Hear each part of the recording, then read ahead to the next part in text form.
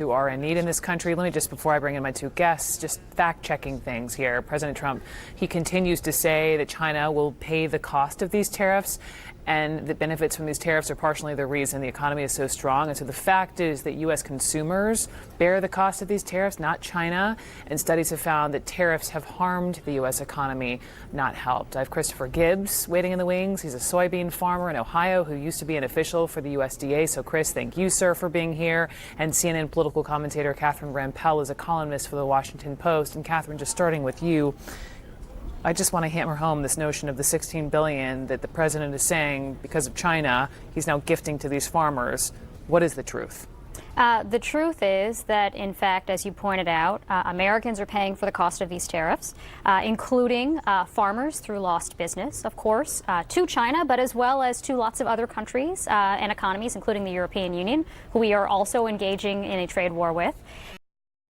And basically, Trump has said, rather than having our farmers sell soybeans to China, let's borrow from China to pay farmers to not sell soybeans to China. That's effectively what's happening here, because we are transferring from the U.S. Treasury, which is in the long run will be U.S. taxpayers, but in the near term will be through borrowing to these farmers to essentially pay them not to sell their crops.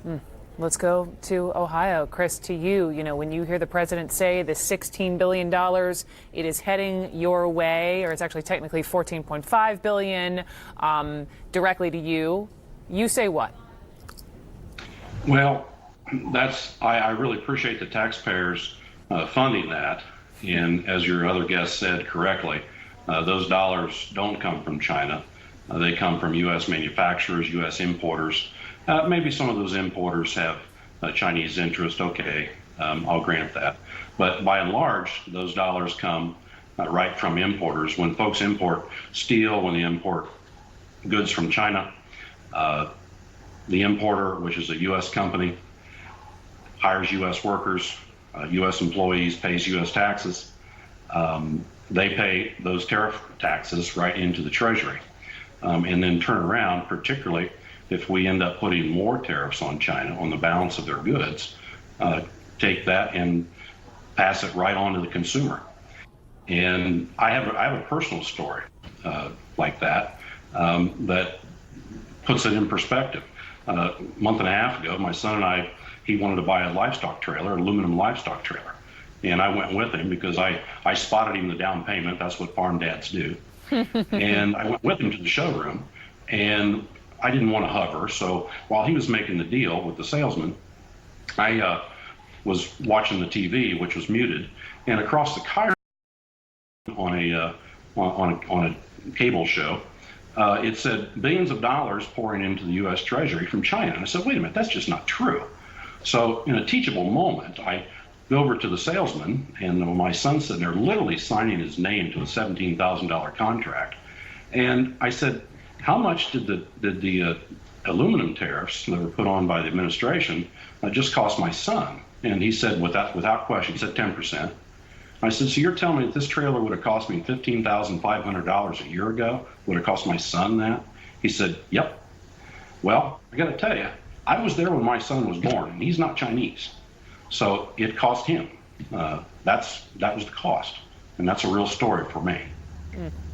No, I appreciate the story and the anecdote, and I was just wondering, from there to when you hear that this money is apparently headed your way, how much do you think you'll actually see, and how helpful will it be? What will you be able to buy? Well, this year, the way the economy has been in the agriculture economy, because of the tariffs, because of the 30% reduction in price of soybeans and just no end in sight, there's no capital purchases, at least on my farm, there's no capital purchases.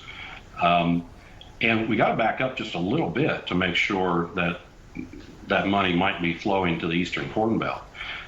In a weather point, we haven't turned the wheel out here.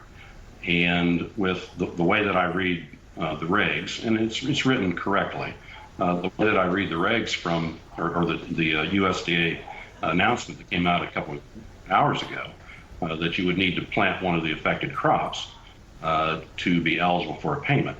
And we may not get our crops planted out here, so there won't be any payments forthcoming. And that's fine. Most of us, many of us have prevented planted insurance, and maybe we can draw on that.